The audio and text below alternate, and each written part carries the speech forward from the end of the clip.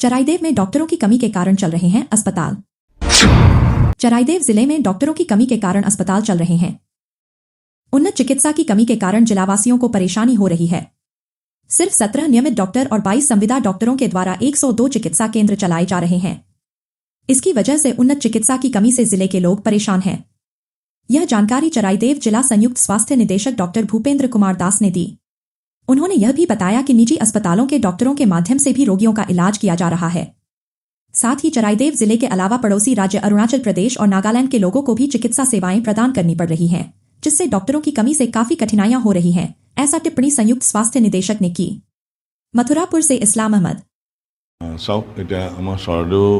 जिलात टोटेल अपना मुठते गोटे डिस्ट्रिक्ट हस्पिटाলৰ পৰা সাব চেণ্টাৰলৈকে মুঠতে 102খন অনুষ্ঠান আছে চিকিৎসা অনুষ্ঠান আৰু তাৰ ভিতৰত আপোনাৰ ধৰক চিকিৎসক ৰেগুলাৰ হিচাপত কেৱল 17 গৰাকী আছে চিকিৎসক আৰু NHM যেটো কন্ট্ৰাকচুৱেল ষ্টাফ আছে NHM আন্ডাৰত তেওঁলোকৰ ভিতৰত 22 গৰাকী আছে অকল। গতিকে মানে এতিয়া জিলাখনত যিখিনি প্ৰয়োজন আছিল চিকিৎসকৰ গোটেই 102খন অনুষ্ঠান চলাবলৈ সেই অনুপাতে আমাৰ চৰাইদেউ জিলাত চিকিৎসকৰ সংখ্যা যথেষ্ট কম।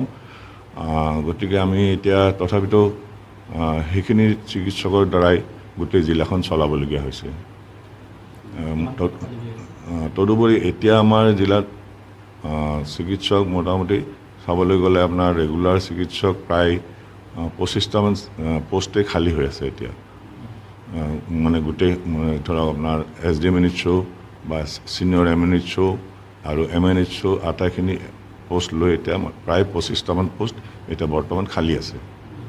গতিকে সেইকাৰণে মানে এতিয়া চিকিৎসা আমাৰ এই চৰাইদেউ জিলাৰ তদুপৰি যিখিনি চিকিৎসক কিছুমান চিকিৎসক আপোনাৰ প্ৰমোশ্যন লৈ বাহিৰলৈ বেলেগ ডিষ্ট্ৰিক্টলৈ গ'ল, কিছুমান আপোনাৰ ধৰক চাকৰি নতুনকৈ ৰেগুলাৰ চাকৰি পালে কণ্ট্ৰেক্টচুৱেল যিবোৰ আছিলে, ঠিক তেনেদৰে মানে বহুখিনি চিকিৎসকে আমাৰ ডিষ্ট্ৰিক্টৰ পৰা বৰ্তমান ওলাই গৈছে।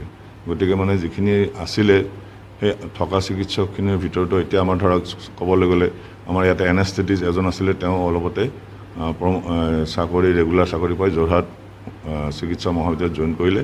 গতিকে এতিয়া আমাৰ চৰাইদেউ জিলাত এনেস্থেটিষ্ট ডক্টৰে নাই। তথাপিতো আমি এতিয়া ধৰক প্ৰাইভেট হস্পিটেলৰ পৰা মানে কণ্ট্ৰেকচুৱেল বেচিছত এজন ঠিক কৰিছোঁ আৰু তেওঁৰ দ্বাৰাহে আমি এতিয়া চিজাৰিন ছেকশ্যন বা অন্যান্য অপাৰেশ্যনবোৰ আমি কৰি থাকিবলগীয়া হৈছে।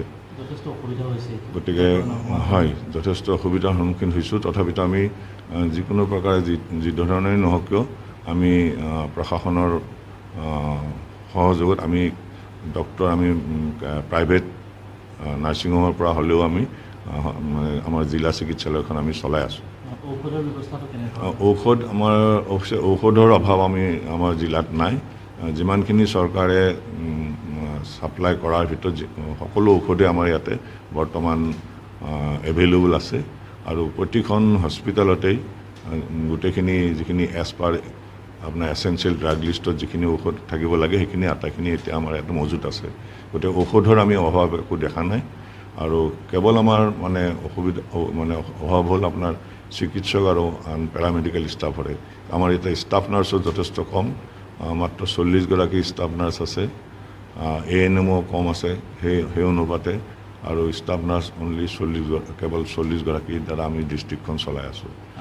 ৰোগীসকলক ডিব্ৰুগড় বা যোৰহাটলৈ ৰেফাৰ কৰা হয়। এনেই ধৰক ডিব্ৰুগড় আমাৰ ইয়াৰ পৰা বেছিভাগ ৰোগী আহি মানে ধৰক যিখিনি ৰোগী ধৰক আমাৰ ইয়াতে চিকিৎসাৰ অসুবিধা বুলি আমাৰ চিকিৎসকসকলে ভাবে, তেওঁলোকক আচলতে ডিব্ৰুগড়লৈ পঠিওৱা হয়। কাৰণ কিয় ধৰক ইয়াত যিখিনি আমাৰ ICUৰ সুবিধা নাই, গতিকে যিবোৰ ক্ৰিটিকেল ৰোগী তেওঁলোকক মানে আমাৰ ইয়াতে যিখিনি ফাৰ্ষ্ট যিখিনি চিকিৎসা প্ৰদান কৰি যিখিনি অলপমান ক্ৰিটিকেল ৰোগী তেওঁলোকক আমি ডিব্ৰুগড়লৈ পঠিয়াবলগীয়া হয়। কাৰণ কিয় এখন মানে ধৰক বৰ্ডাৰ ডিষ্ট্ৰিক্ট, ইয়াতে ধৰক নাগালেণ্ড অৰুণাচল দুয়োখন আমাৰ গাতে লাগি আছে চৰাইদেউ জিলাৰ। গতিকে সেইকাৰণে সেই দুয়োখন ৰাজ্যৰ পৰাও আমাৰ ইয়াতে চৰাইদেউ জিলাত চিকিৎসাৰ বাবে বহু ৰোগী আহে আৰু তেওঁলোকে আমাৰ ইয়াতে আমাৰ চিকিৎসকসকলেও তেওঁলোকৰ যিখিনি ৰোগী তেওঁলোকৰ ফালৰ আহে বৰ্ডাৰৰ পাৰ হৈ তেওঁলোকক আমি চিকিৎসা যিমানখিনি পাৰোঁ আমাৰ ডিষ্ট্ৰিক্টৰ চিকিৎসকসকলে চিকিৎসা প্ৰদান কৰি আছে। উদ্বোধন কৰ্তৃপক্ষলৈ কিবা আবেদন জনাইছেনে আপোনালোকে? আমি অলৰেডি জনোৱা হৈছে আমাৰ যে ইয়াতে চিকিৎসকৰ সংখ্যা যথেষ্ট কম বা অন্যান্য নাৰ্ছিং ষ্টাফ বা পেৰামেডিকেল ষ্টাফ এই গোটেইখিনি ষ্টাফৰে আমাৰ যথেষ্ট সংখ্যা কম। গতিকে আমাৰ জিলাখনত এই চিকিৎসকৰ অভাৱটো মানে পূৰণ কৰিলে আমি যথেষ্ট চিকিৎসা মানে ৰাইজৰ চিকিৎসা আগবঢ়াবলৈ যথেষ্ট আমি সুবিধা হ'ব। সেইকাৰণে আমি উৰ্ধ্বতন কৰ্তৃপক্ষক কেইবাবাৰো জনাইছোঁ এই বিষয়ে।